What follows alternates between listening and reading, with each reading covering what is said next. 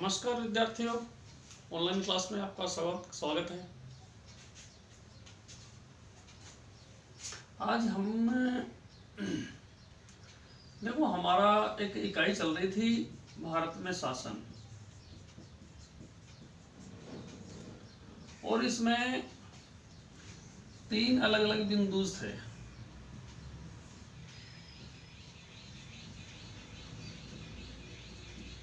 विधायिका, कार्यपालिका और न्यायपालिका। ओके, विधायिका में हमने संसद, लोकसभा, राज्यसभा पढ़ी है। कार्यपालिका हमने राष्ट्रपति, प्रधानमंत्री ये पढ़े हैं। अब हमारा अगला जो बिंदु है, मतलब ये सभी भारत में शासन मतलब सरकार के ही पार्ट्स हैं, पार्ट्स ऑफ गवर्नमेंट, सरकार के ही अंग हैं ये। हर कोई अपने अपने तरीके से सरकार चला रहा है। तो अभी हमारा जो टॉपिक होगा आज भारत में शासन में, इस इकाई का लास्ट टॉपिक होगा ये। इसमें हम किन किन बिंदुओं पर अध्ययन करेंगे वो देखते हैं। पहले सबसे पहले तो हमारा जो लेसन है वो है न्यायपालिका। ओके, न्यायपालिका में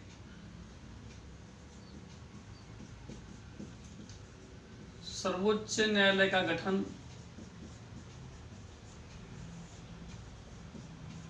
मतलब न्यायपालिका में हम क्या पढ़ेंगे? गठन, कार्य, और एक और बिंदु है न्यायिक पुनरावलोकन। ये 3 बिंदु हो गए। सर्वोच्च न्यायालय का गठन किस प्रकार हुआ, कैसे गठित हुआ ये, इसके कार्य क्या क्या हैं, और न्यायिक पुनरावलोकन, और ये न्यायिक पुनरावलोकन क्या है इसके बारे में हम अध्ययन करेंगे। तो कहने का मतलब विद्यार्थियों, न्यायपालिका जो है आज हम इसके बारे में अध्ययन करेंगे।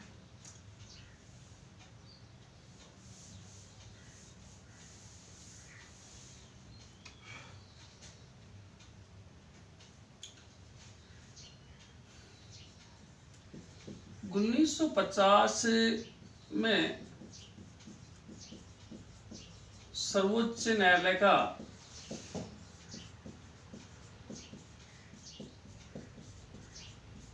गठन किया गया।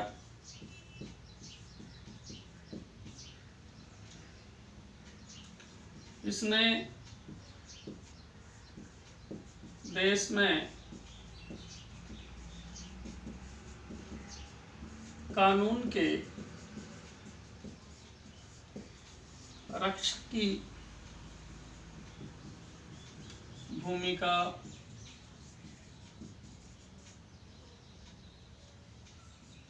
निभाई है। इसने देश में कानून के रक्षक की भूमिका निभाई है। कानून के शासन की स्थापना पर बल दिया है। कहने का मतलब है, गठन के बाद कानून की सदैव रक्षा की है, कानून के शासन की स्थापना पर बल दिया है सदैव कि भाई कानून की स्थापना हो। इसके अलावा भारत में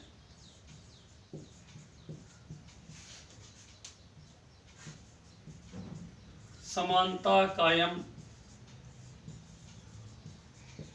करने पर बल दिया है।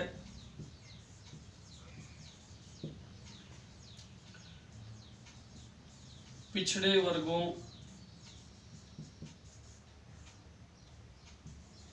को सुरक्षा प्रदान की है।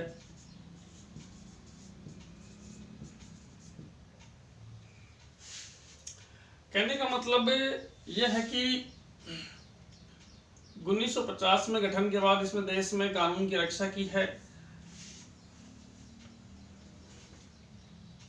कानून के शासन की स्थापना पर बल दिया है, भारत में समानता कायम करने पर बल दिया है, पिछड़े वर्गों को सुरक्षा प्रदान की है।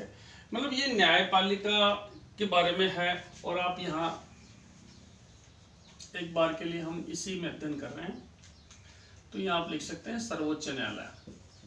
ओके, न्यायपालिका में तो उच्च न्यायालय भी आ गए, अधीनस्थ न्यायालय भी आ गए, लेकिन अभी एक बार के लिए हम कौन से बारे पढ़ रहे हैं भाई? सर्वोच्च न्यायालय के बारे में अध्ययन कर रहे हैं।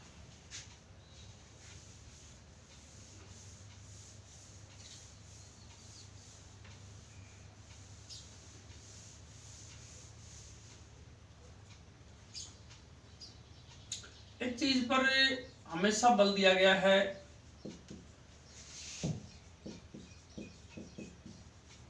न्यायपालिका को स्वतंत्रता कैसे दी जा सकती है। न्यायपालिका को स्वतंत्रता कैसे दी जा सकती है, उसे सुरक्षित कैसे बनाया जा सकता है।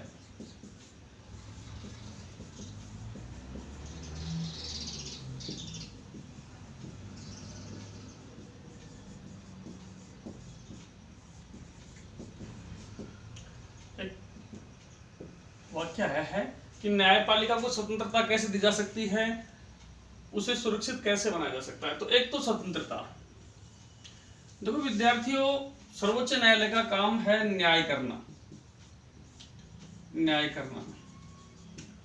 और जब न्यायालय ही न्याय करने वाला ही स्वतंत्र नहीं है, न्याय करने वाला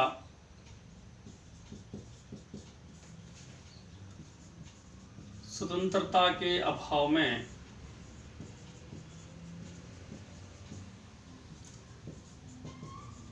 कभी भी न्याय नहीं कर सकता।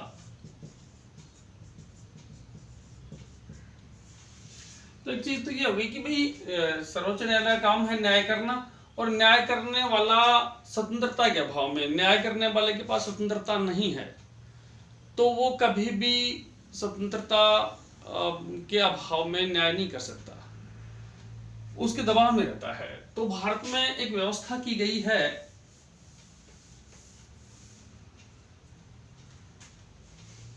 कि ये जो दलीय व्यवस्था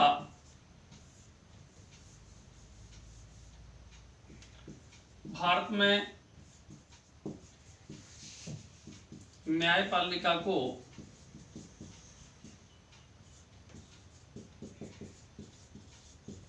दलीय व्यवस्था से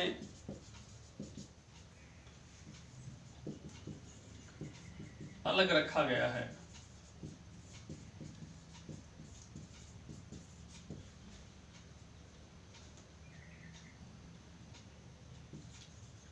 न्यायाधीशों की नियुक्ति भी इस व्यवस्था से अलग है।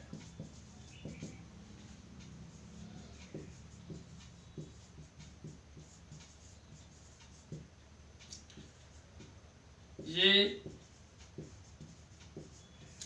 अपने वेतन भत्तों के लिए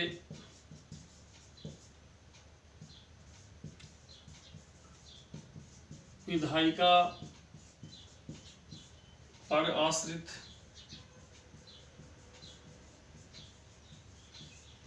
नहीं रहते। लोग न्यायाधीश कभी भी अपने वेतन भत्तों के लिए विधायिका पर आश्रित नहीं रहते, बल्कि इनके वेतन भत्ते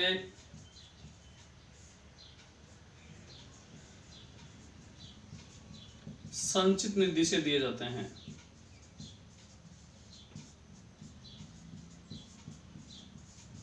दिए जाते हैं। संचित निधि देश का खजाना वहां से दिए जाते हैं जिसमें मतलब विधायिका का कोई लेना देना नहीं है, क्योंकि विधायिका का लेना देना होगा व्यवस्थापिका, तो वो तय है कि अपनी कहीं ना कहीं किसी न किसी रूप में चलाने की कोशिश करेगी, इसलिए विधायिका से इनको अलग रखा गया है।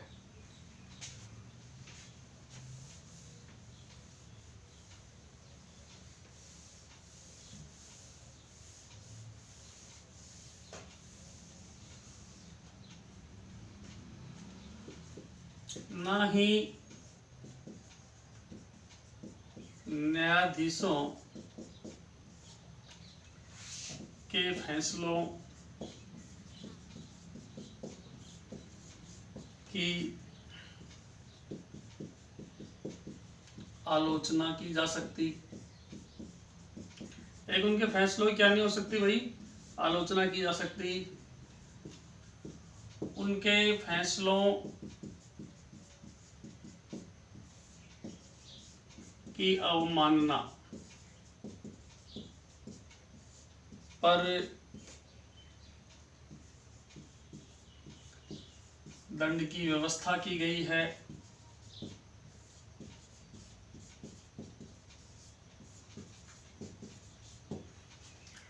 ना तो न्यायाधीशों के फैसलों की आलोचना की जा सकती और ना ही उनके जो फैसले हैं अगर उनकी अवमानना की गई तो वो एक दंडनीय अपराध है, मतलब वो भी आपको मानना ही पड़ेगा, ऐसी एक व्यवस्था की गई है।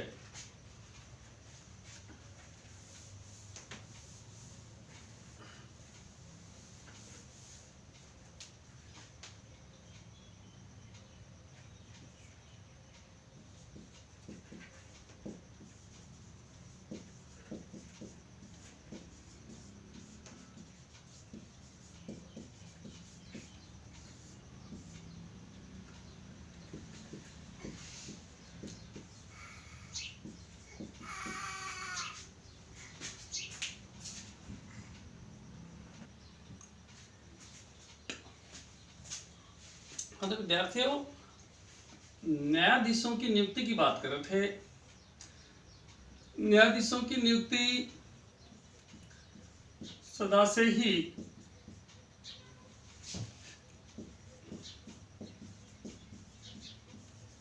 विवादित रही है,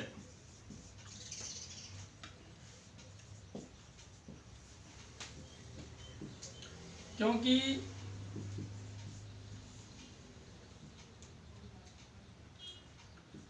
विधायिका इसमें अपनी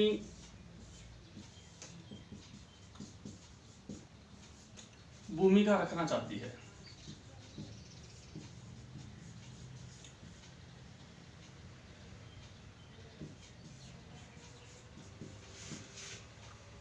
कहने का मतलब न्यायाधीशों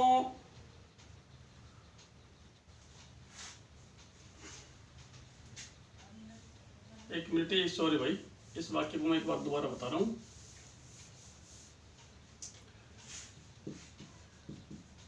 न्यायाधीशों की नियुक्ति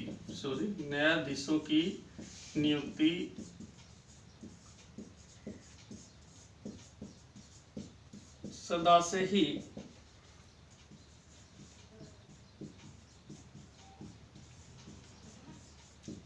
विवादित रही है।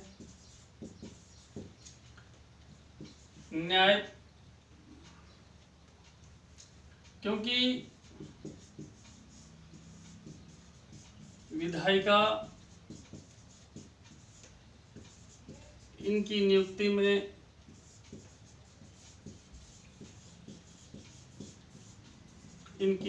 में अपनी भूमिका रखना चाहती है,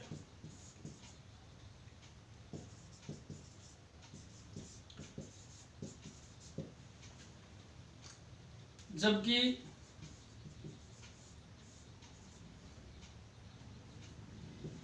सर्वोच्च न्यायालय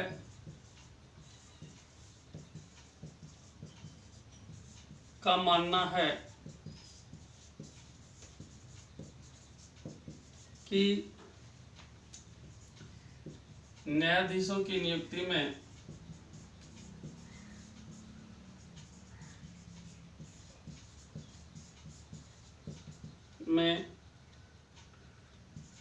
न्यायाधीशों के अलावा किसी का हस्तक्षेप नहीं होना चाहिए।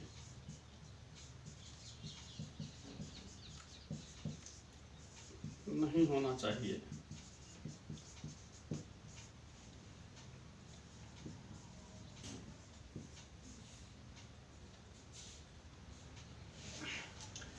न्यायाधीशों की नियुक्ति सदा से ही विवादित रही है, क्योंकि विधायिका इनकी नियुक्ति में अपनी भूमिका रखना चाहती है, जबकि सर्वोच्च न्यायालय का मानना है कि न्यायाधीशों की नियुक्ति में न्यायाधीशों के अलावा किसी का हस्तक्षेप नहीं होना चाहिए।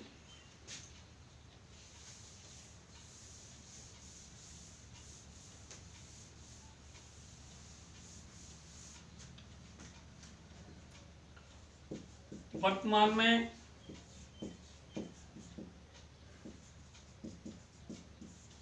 न्यायाधीशों की नियुक्ति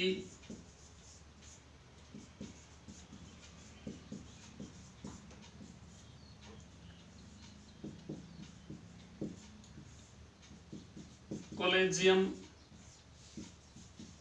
प्रणाली, एक नाम आ रहा है, कॉलेजियम प्रणाली से की जाती है। सर कॉलेजियम प्रणाली क्या है? इसके तहत, किसके तहत? कॉलेजियम प्रणाली के तहत, इसके तहत सर्वोच्च न्यायालय का एक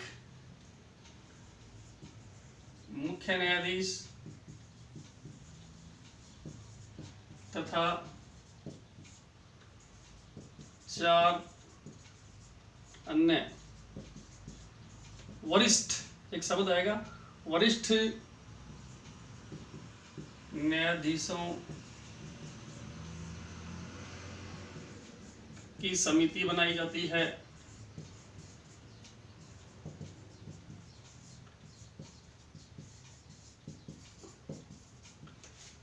और इसके द्वारा ही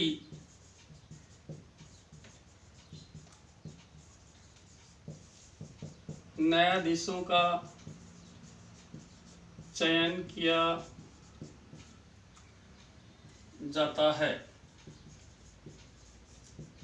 जिनको राष्ट्रपति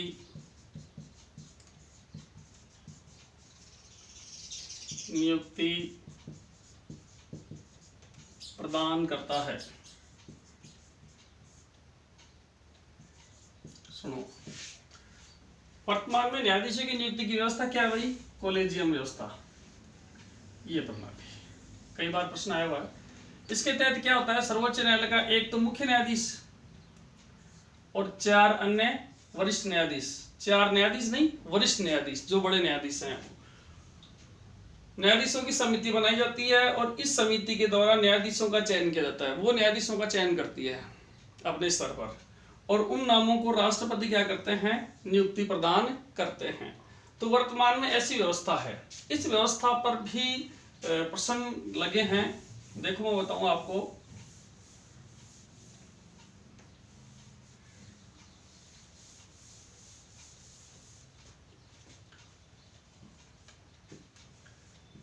में संविधान संशोधन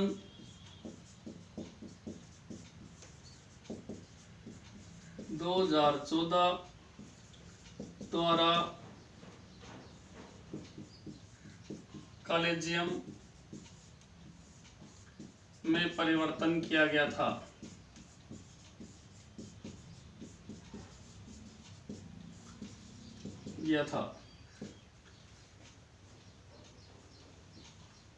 था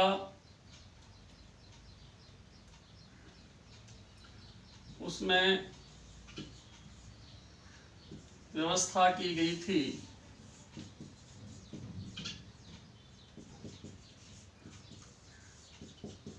कि एक मुख्य न्यायाधीश,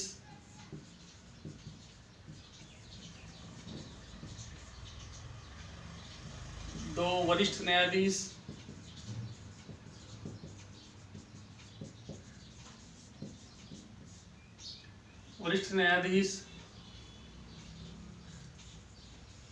विधि व न्याय मंत्री, मतलब किस कहां से आएंगे? विधायिका से, मतलब विधायिका की प्रवेश, विधायिका का प्रवेश हो रहा ना, तथा दो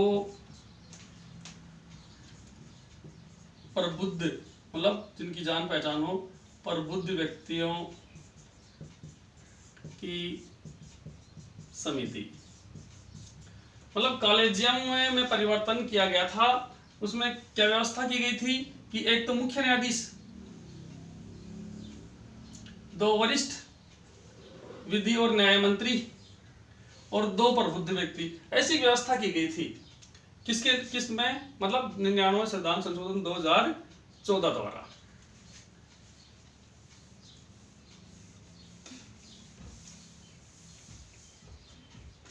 अब इस व्यवस्था क्या हुआ? परंतु सर्वोच्च न्यायालय ने इस व्यवस्था को न्यायिक पुनरावलोकन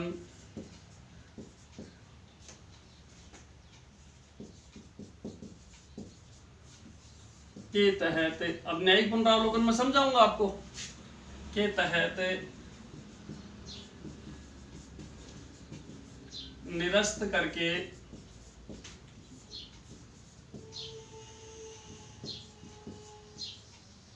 कॉलेजियम व्यवस्था को पुनः बहाल कर दिया। अर्थात वर्तमान में भी कॉलेजियम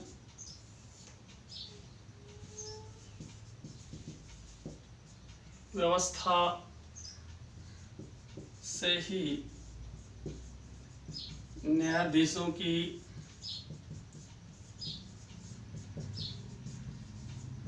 नियुक्ति की जा रही है। क्या समझे? मतलब कॉलेजियम व्यवस्था को निरस्त करके 99 संविधान संशोधन 2014 द्वारा एक नई व्यवस्था बनाई गई, विधायिका का प्रवेश करवाया गया। परंतु सर्वोच्च न्यायालय ने क्या किया? न्यायिक पुनरावलोकन की शक्ति के तहत इसको निरस्त कर दिया और पुनः कौन सी व्यवस्था बहाल कर दी? कॉलेजियम व्यवस्था। और अब जो न्यायाधीशों की नियुक्तियां हो रही है किसके तहत हो रही है? कॉलेजियम व्यवस्था के द्वारा हो रही है।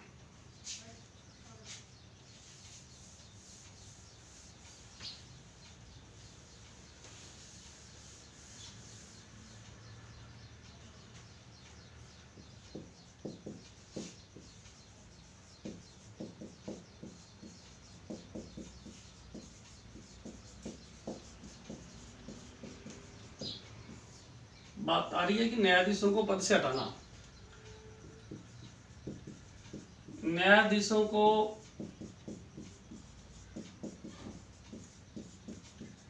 पद से हटाने के लिए महाभियोग प्रक्रिया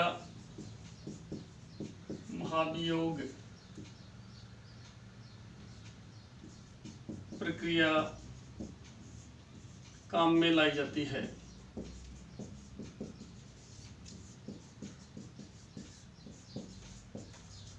मतलब न्यायाधीश किस प्रक्रिया से हटते हैं? महाभियोग द्वारा। अब सर महाभियोग क्या है? सुनो,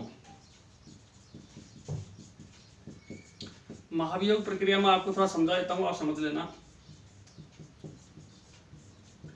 लोकसभा, राज्यसभा, और यहां आप कर देते हैं राष्ट्रपति। ओके,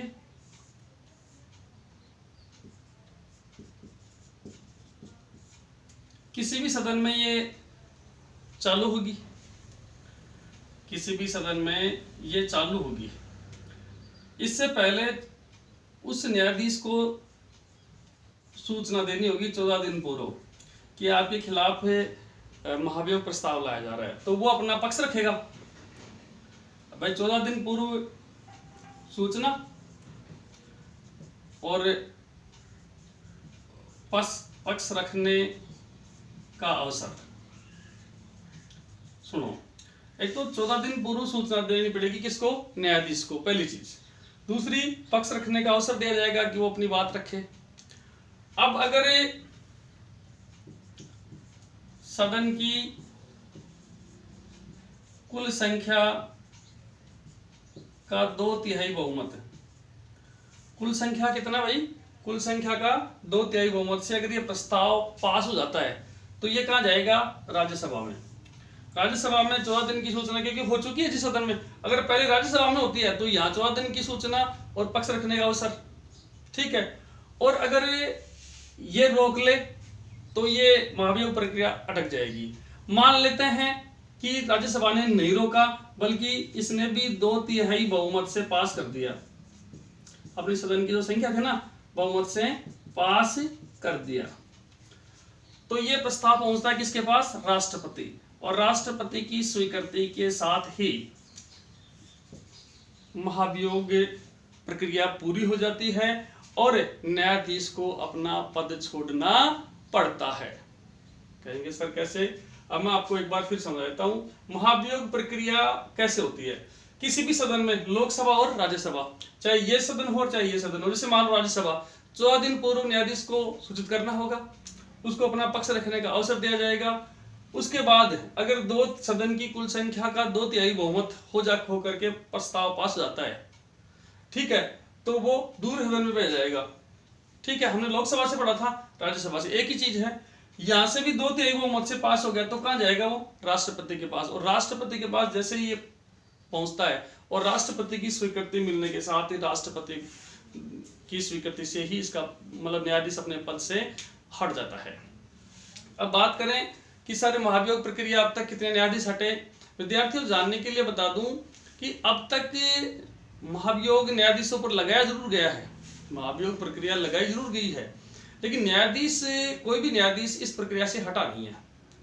जैसे एक बार वी रामास्वामी थे,